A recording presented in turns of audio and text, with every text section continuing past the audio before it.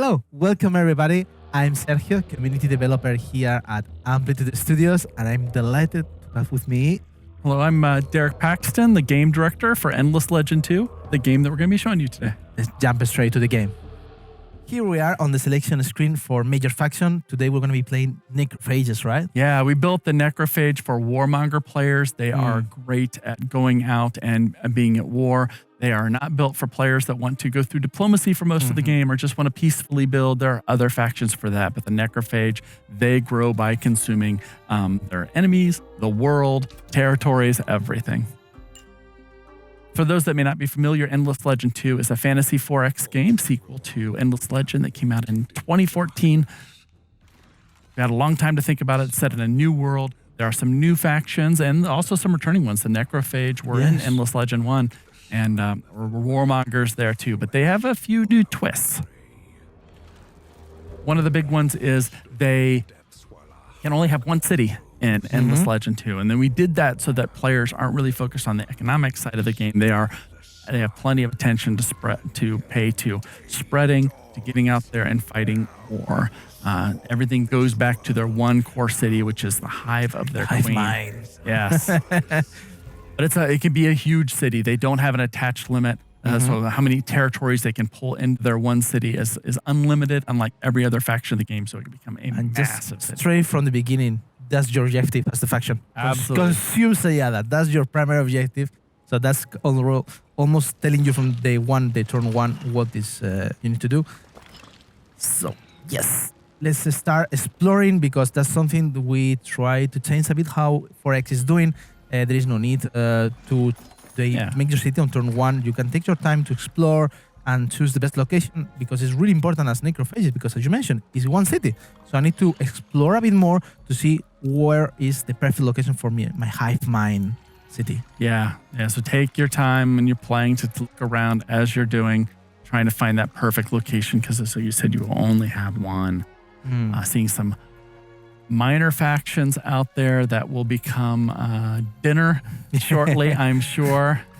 Indeed. I'm trying to looking for some terrain that is primary food, because we need to grow our base population. Okay. Yeah, a couple good ones this out is there. Juicy, actually. Yeah, that looks really nice. It's in a Blackhammer region, that minor faction that's down there. Oh, no, Solusk. Oh, I'm sorry. I thought there's like a Solusk are just as nasty. Yes. Hola, here's our neighborhoods. Okay. The Last Lords. Also a returning faction. Yes. Actually, from EL1. Yeah, they were the Broken Lords in Exactly. EL1. Now, most of them have perished, and the few that are the last ones that remain are the reason they're called the Last Lords here. Okay, I think it's time to settle. Good. We'll have some Surrounded by space. Solusks. Exactly. Okay, far away from other players, give you a little room. Yeah, it does. It looks like a nice little area. Ooh, this 9 also is really juicy. Some free dust coming in because it's right by an anomaly. I'm gonna get the curiosity up. Oh no, the Hydrocorns, they are really strong. No, sorry. Straight here. Yeah, I know it's gonna be suffering for sure. from the beginning, but you'll deal with them for that. Some of the minor factions in Endless Legend 2 start out hostile, and they will attack you, and some of them don't. In Endless Legend, they were all hostile, but now you can kind of look and you see the Solusks and the Hydrocorns are hostile, which means, as soon as they start putting armies out, they will come for you. And here's the questline, which is unique for each of the factions, because each faction has different counselors, different characters you're gonna meet afterwards, and also is a way for you to understand how the faction work, because the quests are kind of tied on some of the mechanics. Yeah, we want to make sure that it isn't just that the factions are mechanically different, but they also have their own unique perspective on the world and their own story to tell. So you get to experience a different story if you play as different factions. And this is the perfect moment for me to showcase how works the boroughs, because you mentioned this is something unique for the Necrophages as well. This is the boroughs, is our ways to expand the city and how we can conquer new places, and also a way of transportation that is the perfect moment for just leave the borough in the doorsteps of the Last Lords when I'm just moving away. Okay, let's start consume people. Yeah, since they only have one city, we still wanted to allow them to spread very quickly. So the boroughs allow them to do that. They can build boroughs in other regions and quickly move between any of those regions very easily. So you've already put a burrow down, so you can jump over there if you really need to. Yeah. You may think that with only one city, they only have one production queue. So how in the world are they going to build all the armies that they need to be able to feed this war effort? But they have a special ability that when the Necrophage win a battle, they get a free larva. So they can get new units just from going out and fighting, which is what you are doing now. Yes. We can enter more into the details, but can you tell us more how the combat has moved from EL1 to EL2? Oh, absolutely. So in Endless Legend 1, you had a little bit of control over battles, but in Endless Legend 2, we really wanted to expand that and allow the player to be able to make specific choices and moving and attacking, and even with heroes to be able to use special abilities with each of their units, give you a little bit more tactical control. It was important to us, though, that battles still stayed fast. We don't want a player to be coming into battles and fighting it for 20, 30 minutes because it's a 4X game at its heart. You have to remember all the things you're doing at the 4X level. What am I expanding? What quest am I going on? What territory am I trying to take? What resources am I trying to gather? So you don't want players to kind of forget that because they were in a battle for 30 to 45 minutes. So it's still very short battles, as you can see down here, that 8 rounds before we force you to stop and say, okay, it's been 8 rounds. We're going to call this a draw. And then you can pick up again next turn if you want to kind of keep that under control. And we lose one of our units because they are the larvas. They are really weak. Yeah. Because the idea is like they can evolve. And no worries, because this is something, as you mentioned already, from the Necrophage, we get a larva each time we have a battle. Yeah, and those 21 corpses. So corpses are used to expand their city as well as to upgrade the units, which you see right here. So which is huge if you compare. Yeah. So I'm going to go literally for the feeders because this is a unit that I really like, and also because I know this unit, I love it. Oh, yeah, that's an expensive unit. 50 corpses to be able to do it, but really nice. Okay. Yeah, they're the only faction that can upgrade their units anywhere in the world. They don't have to come back to their own borders to be able to upgrade their units. As long as they have corpses to feed their units, they can upgrade them anywhere they are, which creates that rolling tide of doom. Oh, found some nice armor. Yeah. Good. Yes, we didn't manage to get level 2, but well, next battle is going to be a quick leveling because we're going to fight all the time. Yeah. This is some random events that you can encounter every time you get a curiosity, which is really nice. The money, the dust is really good. And now, Sayana. Ooh, an item. But I think this one I cannot use it actually with my hero. No, he's not a defender. It's okay. I can get the money. I can get the dust. It's always nice to have the dust because units have upkeeps. So it's always a bit complicated to manage all your economy because you want to have a huge army, but then maybe you don't have the money to support it. Oh, yes. You're just over destroying the consortium. Where did that army go? Where did it went? No! It's fine. Actually, Aspect City over there. Yeah. But they are really pacifistic compared to the Necrophages, so let's be our friends. I know they like to make some treaties. They don't like to be mean, but we have some limitations because we have Necrophages. So yeah, the Necrophage aren't good at diplomacy. The Aspects are. They are diplomats at their core. They have a special ability that allows them to force a treaty to go through if they spend enough influence for it. So they can force the Necrophage to go to peace. They're the only faction that can do that. So they're also fun to play. Okay. We need to have killing these ones. Basically, it's the main quest objective. But let's get closer to our friends of Last Lord. Up. To see what we can eat over there. Using the burrows. What are you thinking? Why are you jumping over there? I'm jumping here to get some minors because good. I don't have more consortiums, minor faction. Yep. So I did have the option to go to the Hydracorns, but I know they are really tough units. Yeah. So I prefer just to, at the beginning, go with the minor faction that I know are more doable for me to kill. Yeah. Okay, let's get the Death Ball is damage. I really like damage. Why not? A good Necrophage player. The best defense is a strong offense. That's what we do. Okay, let's get more troops. Okay. Hold on. Oh. You see, now that's because they have a roaming army out there that's going to support that village. You're probably best to retreat here. Yes, actually, it's going to be go best. find that army. Oh, you see him down there in the bottom right. Let's get rid of them. Yeah. No. Well, it's fine. It's fine. Thank you. Yes, Thank you for come coming on to me. over. Welcome. We'll invite you for dinner.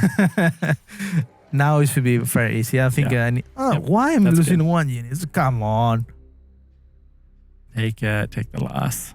You'll get Okay. a I take the loss. added. Okay. All right. It's okay. That's it.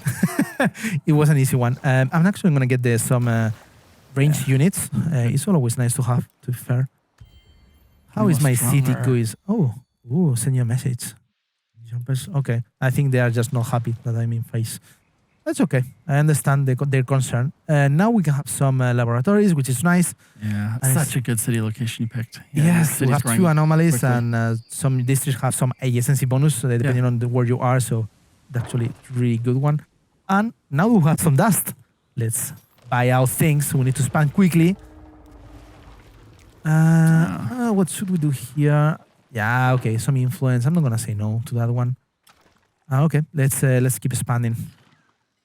Dun, dun, dun. Okay, now there's no more defenders for this Now it was an city. easy You one. can pick it off easier. No losses. Perfect. Okay, good. So even some objects as well.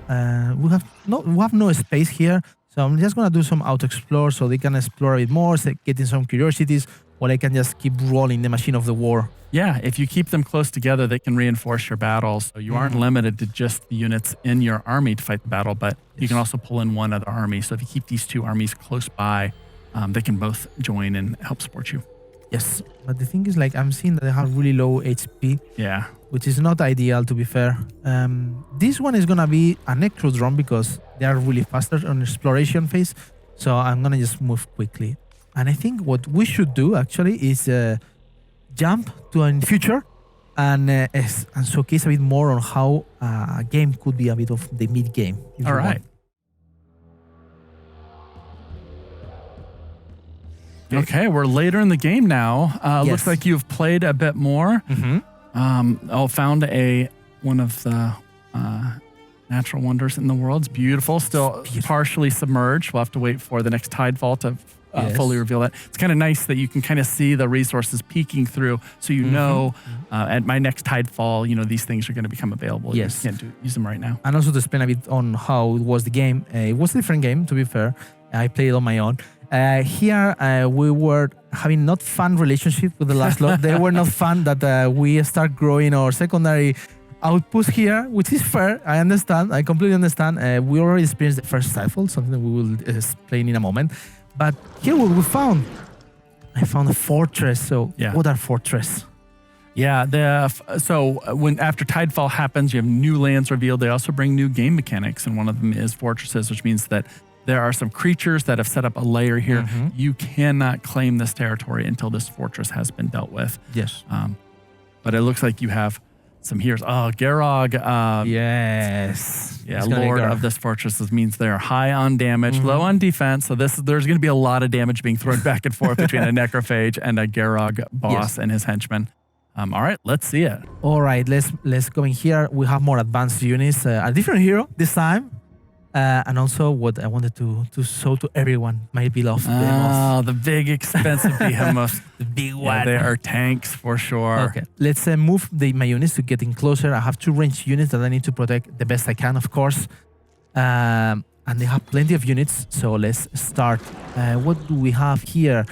Seals, why not? But it's not my main objective, actually. My main objective is some damage. I'm gonna try to just kill. So yes, and then with the behemoth, I'm gonna try to block trying to keep them away from your archers. Yes. And it looks like you're going after the henchmen first, just to kind of take down their damage output.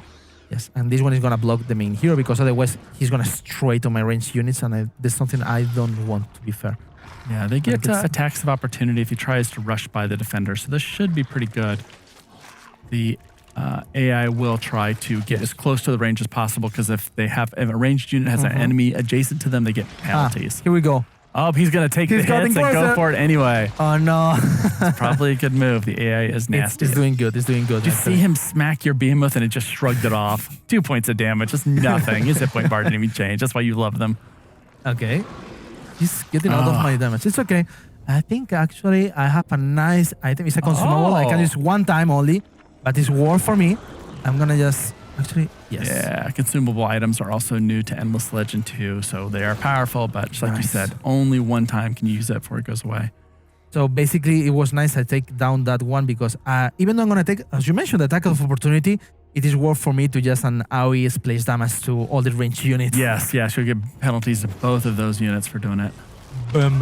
which is great. Oh, and did a lot of damage. This one too. is gonna die Almost most dead. likely, but yes, actually, even though I know he's gonna die next turn, this one I'm Well, sure. he's going to absorb a hit at least, so that takes a hit off somebody else. Huh. What should we do? What should we do? Should we just... Yeah, actually I'm going to take down all the ranged units, even though it's going to be a suffering for me. Yeah, okay. You guys still have your hero there. They have their boss. Are they going to waste an attack? Yep. They're going to finish off your larva. That's okay. It's That's okay. You still got... They have 2 units left. What should we do? This one has 45 damage. This one 60. Let's take down here this one the best I can. I think this way I'm going to be able to remove it from the terrain. Okay, perfect. But now it's And everybody this one is a bit against the tricky boss. because they cannot run away, and I know they're gonna die. Yeah, they can, but they get that attack of opportunity if they did. So he's gonna try to finish off your range, but you still 4-1 Yeah. against the boss. Here. No. Here. What? It's fine. Ali. Actually, I think I'm gonna kill him this turn. I was a bit worried if I need to shield down my troops, but actually, I don't think I'm gonna need it. Perfect. Good job. Well done. We All have right. plenty of things that we got. Defeated the denizens of the fortress, got lots of equipment. There are lots of great equipment by defeating fortresses too. You get lots of experience points and equipment, and you have a free nest in this area. So it worked out really well for you. Ooh. We found a world hero. That is Opbot. So there are unique characters roaming the world, not controlled by any player, but controlled by that just exist in the world itself. Opbot is a popular character from the Endless universe that you've run into here. Yeah, but I don't like he's asking too many things. So unfortunately, I need to do what I need to do with. They are doing their own thing. They can be dangerous. There are different ones out there that you may run into, but if you do enough for them, you may be able to recruit them, get them to your cause. So some players have been able to get Opbot to join them and earn him as a hero. Yeah, but in my case, I'm just gonna choose what I need to do. Yeah, Sorry. it's not an easy task. For sure. Actually, world heroes are pretty unique in terms of their skills. I don't want to enter into details, but this one of Pivot is quite okay because it's more like a chill hero. But you have, I don't want to spoil the names or anything, but there are some other heroes that are famous from our previous titles. Yes. Hola. It's fun. Mixes up the game. It isn't something you're going to run into every game at all. It's honestly very rare to see Opbot. I can't tell you how long it's been since I've seen him show up in one of my games. So a guest appearance today. Yes. And what should we do with him, actually? Should we just try to take him down? You're going to try to kill Opbot? Yeah, but now we have another problem. Yeah. Okay, this one I'm gonna just... Monsoon is happening. What is the monsoons? This is All right. So the world is going through a cataclysmic change in Endless Legend Midwinter, but here we wanted to take that up a notch. So right now what you're seeing is Monsoon, these massive storms that are striking the world. During Monsoon, there are special curiosities that appear that reset your unit's movements and heal them. So you can grab those to make to move all over the world and to get healed, to keep fighting. So it's a very dangerous time. Great for the Necrophage, but also all the minor factions become angry during this time, enraged. So they will all attack you. So the world becomes very violent. And then so it's the moment in which you have more council opening. Yeah, basically, this is something. Yeah, yeah. That's your character. The notables in your empire come forward to try to help, and you can decide how you want to use that help. It allows you to customize your empire. And you know what I'm gonna do? Actually, I don't like the last lore on my frontier. Oh, even better. Thank you. What? Really? Wow. Wow. It's a monster. Yeah. Okay, I'm gonna retreat that one. Wow, I didn't expect this outcome. Yeah, I probably want to upgrade those units. You may have a different outcome. Actually, they are already upgraded. Oh, what is happening? The tidefall is happening. Yeah, so So what's tidefall? After Monsoon is always followed by tidefall. So this is where the oceans will recede and reveal new land for the player. We really love the exploration part of 4X games. You get out there and you can explore the world and find new regions and new resources. And we didn't like that it just happened at the beginning of 4X games. We wanted to extend that. So a couple times during the game, tidefall will happen, new lands will be revealed, and it changes the map. So you have a chance to go out again and check out these new territories, as you can see right here. And it exposes new things. And not only new resources, new territories, but it may also connect islands with other players on it halfway through. So a border that you thought was secure, a city that you thought was safe is no longer safe because a land bridge has been built or revealed to another place. Or you may find, as the Necrophage, a land bridge that gives you access to a new friend. And by friend, I mean, somebody you're going to feed upon. And you know what? As we have the natural wonder here, I'm just going to take the opportunity to claim it because you have a specific reward when you expand on the natural wonders. Yeah. Really, really nice. Yeah, those are great regions to get.